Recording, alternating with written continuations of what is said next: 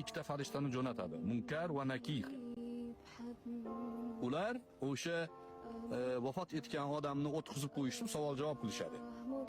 Biz ko'rib turgan qabrning ichida bo'lmaydi.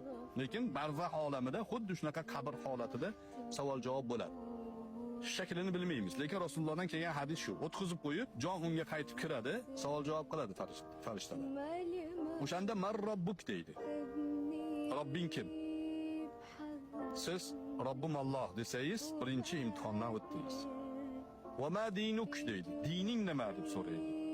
Dinim islom desangiz, ikkinchi savoldan o'tasiz. Uchinchisida bu kishini taniysanmi deydi. Rasululloh sallallohu alayhi va sallamning suratlarini ko'rsatadi.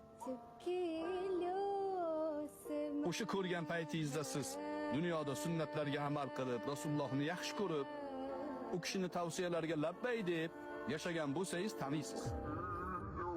Taniysiz va o'sha zahoti ha bu kishi Muhammad alayhissalatu vassalom bizga risolat olib kelganlar, oxirigacha yetkazganlar, biz bu kishiga iymon keltirganmiz deysiz. Shu bilan qutuldingiz. Najot. Qabringiz jannat bog'chalaridan bir bog'chaga aylantiriladi. Qiyomat bo'lguncha zerikmasdan yotasiz.